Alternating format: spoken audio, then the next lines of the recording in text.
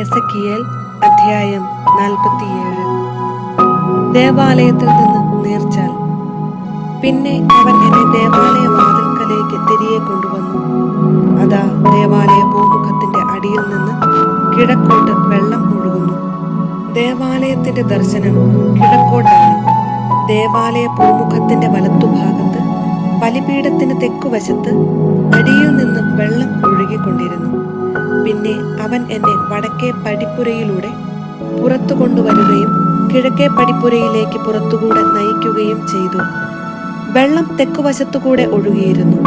കയ്യിൽ ചരടുമായി അവൻ കിഴക്കോട്ട് നടന്ന് 1000 മുഴം അളന്നു. എന്നിട്ട് വെള്ളത്തിലൂടെ എന്നെ നയിച്ചു. അവിടെ കണങ്കാൽ വരെ വെള്ളമുണ്ടായിരുന്നു. പിന്നെയും അവൻ 1000 മുഴം അളന്ന് എന്നെ വെള്ളത്തിലൂടെ നയിച്ചു. അവിടെ മുട്ടോളം വെള്ളമുണ്ടായിരുന്നു. വീണ്ടും അവൻ 1000 മുഴം അളന്ന് എന്നെ വെള്ളത്തിലൂടെ നയിച്ചു. അവിടെ അരയ്ക്കൊപ്പം വെള്ളമുണ്ടായിരുന്നു. പിന്നെയും അവൻ 1000 മുഴം അളന്നു. എനിക്ക് കടന്നു പോകാൻ പറ്റാത്ത ഒരു നദിയായിരുന്നു അത്. വെള്ളം അത്രയ്ക്ക് ഉയർന്നിരുന്നു. നീന്താൻ വേണ്ടുന്ന ആഴമുണ്ടായിരുന്നു അതിന്. നടന്ന് അക്കരെ പറ്റാൻ വയ്യാത്ത ഒരു നദി. അവൻ എന്നോട് ചോദിച്ചു, മനുഷ്യപുത്ര, നീ ഇത് കണ്ടോ? പിന്നെ അവൻ എന്നെ നദീതീരത്തൂടെ തിരിച്ചു കൊണ്ടുവന്നു. ഞാൻ തിരിച്ചു പോന്നപ്പോൾ നദിയുടെ ഇരുകരയിലും വളരെയധികം വൃക്ഷങ്ങൾ കണ്ടു. അവൻ എന്നോട് പറഞ്ഞു, ഈ വെള്ളം കിഴക്കൻ പ്രദേശങ്ങളിലേക്ക് ഒഴുകി അരാബായിൽ ചേരുമ്പോൾ കെട്ടിക്കിടക്കുന്ന കടലിൽ ചെന്ന് അതിനെ ശുദ്ധജലമാക്കുന്നു. നദി ഒഴുകുന്നിടത്തെല്ലാം ജീവജാലങ്ങൾ പറ്റം ചേർന്ന് ജീവിക്കും. അവിടെ ധാരാളം മത്സ്യങ്ങളും ഉണ്ടായിരിക്കും. കാരണം കടലിലെ വെള്ളം ശുദ്ധീകരിക്കുന്നതിനാണ് നദി അങ്ങോട്ട് ഒഴുകുന്നത്. അങ്ങനെ നദി ഒഴുകുന്നിടത്തെല്ലാം ജീവൻ നിറഞ്ഞു നിൽക്കും. മീൻപിടുത്തക്കാർ ആ കടൽക്കരെ നിൽക്കും. എൻഗേദി മുതൽ എൻ എഗ്ലായിം വരെ വല വീശാൻ പറ്റിയ സ്ഥലമാണ്.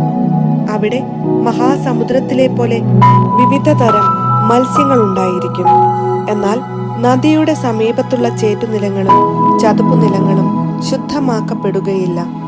ഉപ്പിനു വേണ്ടി അവ മാറ്റിവച്ചിരിക്കുന്നു. നദിയുടെ ഇരുകരകളിലും എല്ലാത്തരം ഫലവൃക്ഷങ്ങളും വളരും.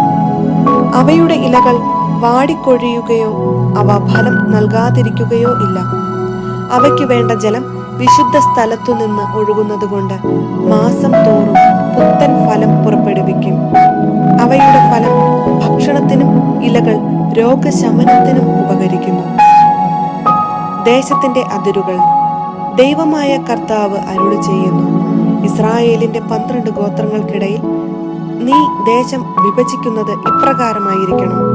ജോസഫിന് 2 പങ്കുണ്ടായിരിക്കണം. നിങ്ങൾ അത് തുല്യമായി വേണം ഭാഗിക്കാൻ. ഈ ദേശം നിങ്ങളുടെ പിതാക്കന്മാർക്ക് കൊടുക്കുമെന്ന് ഞാൻ ശപഥം ചെയ്തു. പൈതൃകാവകാശമായി നിങ്ങൾക്ക് ഇത് ലഭിക്കും. ദേശത്തിന്റെ അതിർത്തി ഇതായിരിക്കണം. വടക്കോട്ട് മഹാസമുദ്രം മുതൽ ഹെത്ലോൺ വഴി ഹമാത്തിന്റെ അതിർത്തി വരെ. അവിടെ നിന്ന് സെദാദ്, ബറോത്ത, ദമാസ്കസിന്റെയും ഹമാത്തിന്റെയും ഇടയ്ക്കുള്ള അതിർത്തിയിൽ സ്ഥിതി ചെയ്യുന്ന സിബ്രായിം, ഹൗറാന്റെ അതിർത്തിയിലുള്ള ഹാസർ ഹത്തിക്കോൻ എന്നിവ വരെയും. അങ്ങനെ വടക്കേ അതിർത്തി സമുദ്രം മുതൽ ദമാസ്കസിന്റെ വടക്കേ അതിർത്തിയിലുള്ള ഹസാർ ഏനോൻ വരെയും അതിനു വടക്കുള്ള ഹമാത്തിന്റെ അതിർത്തി വരെയും. ഇതാണ് വടക്കേ അതിര്. കിഴക്കേ അതിർത്തി ദമാസ്കസിന്റെയും ഹൗറാന്റെയും ഇടയ്ക്കുള്ള ഹസാർ ഏനോൻ മുതൽ ഇസ്രായേൽ ദേശത്തിനും ഗിലെയാദിനും ഇടയ്ക്ക് ജോർദാൻ വഴി കിഴക്കേ കടലും താമാറും വരെയും. ഇതായിരിക്കണം കിഴക്കേ അതിർത്തി. തെക്കേ അതിർത്തി താമാർ മുതൽ മെരിബാത്ത് കാദഷിലെ ജലാശയം വരെയും അവിടെ നിന്ന് ഈജിപ്ത് തോടുവഴി മഹാസമുദ്രം വരെയും. ഇതായിരിക്കണം തെക്കേ അതിർത്തി. ഹമാത്തിന്റെ കവാടത്തിന് നേരെ വരെ മഹാസമുദ്രമായിരിക്കണം പടിഞ്ഞാറേ അതിർത്തി. അങ്ങനെ ഇസ്രായേൽ ഗോത്രങ്ങൾക്കനുസൃതമായി നിങ്ങൾ ഈ ദേശം വിഭജിച്ചെടുക്കണം. നിങ്ങൾക്കും നിങ്ങളുടെ ഇടയിൽ താമസിക്കവേ കുട്ടികൾ ജനിച്ച് അവിടെ പാർക്കുന്ന വിദേശീയർക്കും പൈതൃകാവകാശമായി അത് പങ്കുവയ്ക്കണം.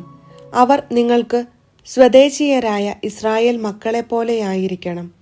ഇസ്രായേൽ ഗോത്രങ്ങളുടെ ഇടയിൽ നിങ്ങളോടൊപ്പം അവർക്കും ഒരവകാശം ലഭിക്കണം. പരദേശി പാർക്കുന്ന ഗോത്രം ഏതോ ആ ഗോത്രത്തിൽ തന്നെ അവന് ഓഹരി കൊടുക്കണം. ദൈവമായ കർത്താവ് അരുളി ചെയ്യുന്നു. എസെക്കിയേൽ അധ്യായം 48. ഗോത്രങ്ങളുടെ ഓഹരി. ഗോത്രങ്ങളുടെ പേരുകൾ ഇവയാണ്: വടക്കേ അതിർത്തിയിൽ ആരംഭിച്ച് കടൽ മുതൽ ഹെത്ലോൺ വഴി ഹമാത്തിന്റെ കവാടം വരെയും, ഹമാത്തിനു നേരെ ദമാസ്കസിന്റെ വടക്കേ അതിർത്തിയിലുള്ള ഹസാർ ഏനോൻ വരെയും, കിഴക്കു പടിഞ്ഞാറ് വ്യാപിച്ചു കിടക്കുന്ന ദാൻ ആണ് ഒരു ഭാഗം. അതിനോട് ചേർന്ന് കിഴക്കേ അറ്റം മുതൽ പടിഞ്ഞാറേ അറ്റം വരെ ആഷേറിന്റെ ഓഹരിയാണ്. അതിനോട് ചേർന്ന് കിഴക്കു മുതൽ പടിഞ്ഞാറു വരെയാണ് നഫ്താലിയുടേത്. അതിനോട് ചേർന്ന് കിഴക്കു മുതൽ പടിഞ്ഞാറു വരെ മനാസയുടെ ഓഹരിയാണ്. അതിനോട് ചേർന്ന് കിഴക്കു മുതൽ പടിഞ്ഞാറു വരെയാണ് എഫ്രായിമിന്റെ അവകാശം. അതിനോട് ചേർന്ന് കിഴക്കു മുതൽ പടിഞ്ഞാറു വരെ റൂബന്റെ ഓഹരിയാണ്. അതിനോട് ചേർന്ന് കിഴക്കു മുതൽ പടിഞ്ഞാറു വരെ യൂദായുടെ ഓഹരി. വിശുദ്ധ ഓഹരി. അതിനോട് ചേർന്ന് കിഴക്കു മുതൽ പടിഞ്ഞാറു വരെ 25,000 മുഴം വീതിയിലും ഒരു ഗോത്രത്തിന്റെ ഓഹരിയുടേതിന് തുല്യമായ നീളത്തിലും കിഴക്കു പടിഞ്ഞാറായി നിങ്ങൾ നീക്കി വയ്ക്കുന്ന ഒരു ഭാഗം. അതിനു മധ്യേയായിരിക്കും വിശുദ്ധ മന്ദിരം. കർത്താവിനു വേണ്ടി നിങ്ങൾ മാറ്റിവയ്ക്കുന്ന സ്ഥലത്തിന്റെ നീളം 25,000 മുഴവും വീതി 10,000 മുഴവും ആയിരിക്കണം. വിശുദ്ധ ഓഹരിയായി നീക്കി വയ്ക്കേണ്ടത് ഇവയാണ്: വടക്ക് 25,000 മുഴം നീളവും പടിഞ്ഞാറ് 10,000 മുഴം വീതിയും, കിഴക്ക് 10,000 മുഴം വീതിയും, തെക്ക് 25,000 മുഴം നീളവുമുള്ള ഒരു ഭാഗം പുരോഹിതന്മാർക്കായി നീക്കിവയ്ക്കണം. അതിന്റെ മധ്യത്തിലായിരിക്കണം കർത്താവിന്റെ വിശുദ്ധ മന്ദിരം. ഇസ്രായേൽ വംശവും ലേവ്യരും വഴിതെറ്റിയപ്പോൾ അവരോടൊപ്പം മാർഗഭ്രംശം സംഭവിക്കാതെ എന്റെ ആലയത്തിന്റെ ചുമതല വഹിച്ച അഭിഷിക്ത പുരോഹിതരായ സാദോക്കിന്റെ പുത്രന്മാർക്കുള്ളതാണിത്. ലേവ്യരുടെ അതിർത്തിയോട് ചേർന്ന് വിശുദ്ധ ഓഹരിയിൽ നിന്ന് വേർതിരിച്ചെടുത്ത അതിവിശുദ്ധമായ ഓഹരിയാണ് അവരുടേത്. പുരോഹിതന്മാരുടേതിനോട് ചേർന്ന് 25,000 മുഴം നീളത്തിലും 10,000 മുഴം വീതിയിലും ഒരു ഓഹരി ലേവ്യർക്കുണ്ടായിരിക്കണം. ആകെ നീളം 25,000 മുഴവും വീതി 10,000 മുഴവും. അവർ അത് വിൽക്കുകയോ കൈമാറ്റം ചെയ്യുകയോ അരുത്. ദേശത്തിന്റെ ഈ വിശിഷ്ട ഭാഗം അവർ അന്യാധീനപ്പെടുത്തി കളയരുത്. എന്തെന്നാൽ അത് കർത്താവിന് വിശുദ്ധമാണ്. ശേഷിച്ച 5,000 മുഴം വീതിയും 25,000 മുഴം നീളവുമുള്ള ഭാഗം പട്ടണത്തിലെ സാധാരണ ആവശ്യത്തിനും താമസത്തിനും പ്രാന്തപ്രദേശത്തിനും വേണ്ടിയാണ്. നഗരം അതിന്റെ മധ്യത്തിലായിരിക്കണം. അതിന്റെ അളവുകൾ ഇതായിരിക്കണം: വടക്കും തെക്കും കിഴക്കും പടിഞ്ഞാറും 4,500 മുഴം വീതം. നഗരത്തിനൊരു തുറസായ സ്ഥലമുണ്ടായിരിക്കണം. വടക്കും തെക്കും കിഴക്കും പടിഞ്ഞാറും 250 മുഴം വീതം. വിശുദ്ധ ഓഹരിയുടെ അരികു ചേർന്ന് മിച്ചമുള്ളത് കിഴക്കും പടിഞ്ഞാറും 10,000 മുഴം വീതമായിരിക്കണം. അവിടത്തെ ഉൽപ്പന്നങ്ങൾ നഗരത്തിലെ ജോലിക്കാർക്ക് ഭക്ഷണത്തിനുള്ളതാണ്. ഇസ്രായേലിലെ എല്ലാ ഗോത്രത്തിലും പെട്ട നഗരത്തിലെ കൃഷിക്കാർ അതിൽ കൃഷി ചെയ്യണം. നിങ്ങൾ നീക്കി വയ്ക്കുന്ന മുഴുവൻ ഭാഗവും വിശുദ്ധ ഓഹരിയും നഗരസ്വത്തും കൂടി 25,000 മുഴത്തിൽ സമചതുരമായിരിക്കണം. വിശുദ്ധ ഓഹരിക്കും നഗരസ്വത്തിനും ഇരുവശത്തും ശേഷിക്കുന്ന ഭാഗം രാജാവിനുള്ളതാണ്. വിശുദ്ധ ഓഹരിയുടെ 25,000 മുഴം സ്ഥലത്തുനിന്ന് കിഴക്കേ അതിരുവരെയും പടിഞ്ഞാറേ അതിരുവരെയും ഗോത്രങ്ങളുടെ ഓഹരികൾക്ക് സമാന്തരമായി വ്യാപിച്ചു കിടക്കുന്ന സ്ഥലം രാജാവിനുള്ളതാണ്. വിശുദ്ധ ഓഹരിയും ദേവാലയത്തിനുള്ള വിശുദ്ധ സ്ഥലവും അതിന്റെ നടുക്കായിരിക്കും. നഗരത്തിന്റെയും ലേവ്യരുടെയും സ്വത്തുക്കൾ രാജാവിന്റെ ഓഹരിയുടെ മധ്യത്തിലായിരിക്കണം. രാജാവിന്റെ ഓഹരി യൂദായുടെയും ബെഞ്ചമിന്റെയും അതിരുകൾക്കിടയിലും. മറ്റു ഗോത്രങ്ങളുടെ ഓഹരി. ബാക്കിയുള്ള ഗോത്രങ്ങളുടെ ഓഹരി. കിഴക്കു മുതൽ പടിഞ്ഞാറു വരെ ബെഞ്ചമിന്റെ ഭാഗം. അതിനോട് ചേർന്ന് കിഴക്കു മുതൽ പടിഞ്ഞാറു വരെയാണ് ശിമയോന്റെ ഓഹരി. അതിനോട് ചേർന്ന് കിഴക്കു മുതൽ പടിഞ്ഞാറു വരെ ഇസാക്കറിന്റെ ഓഹരി. അതിനോട് ചേർന്ന് കിഴക്കു മുതൽ പടിഞ്ഞാറു വരെ സെബുലൂന്റെ ഓഹരി. അതിനോട് ചേർന്ന് കിഴക്കു മുതൽ പടിഞ്ഞാറു വരെ ഗാദിന്റെ ഓഹരി. ഗാദിന്റെ അതിരിനോട് ചേർന്ന് തെക്കോട്ട് താമാർ മുതൽ മെറിബത്ത് കാദേശ് ജലാശയം വരെയും അവിടെ നിന്ന് ഈജിപ്ത് തോട് വഴി മഹാസമുദ്രം വരെയുമാണ് തെക്കേ അതിർത്തി. ഇസ്രായേൽ ഗോത്രങ്ങളുടെ ഇടയിൽ പൈതൃകാവകാശമായി നിങ്ങൾ വിഭജിച്ചെടുക്കേണ്ട ദേശമിതാണ്. ഇവയാണ് അവരുടെ ഓഹരികൾ. ദൈവമായ കർത്താവ് അരുളി ചെയ്യുന്നു. ജെറുസലേം കവാടങ്ങൾ. പട്ടണത്തിന്റെ പുറത്തേക്കുള്ള കവാടങ്ങൾ.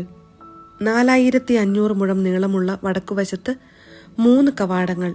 റൂബന്റെയും യൂദായുടെയും ലേവിയുടെയും ഓരോന്ന്. ഇസ്രായേൽ ഗോത്രങ്ങളുടെ പേരിലാണ് കവാടങ്ങൾ അറിയപ്പെടുക. 4500 മുഴം നീളമുള്ള കിഴക്കുവശത്ത് 3 കവാടങ്ങൾ.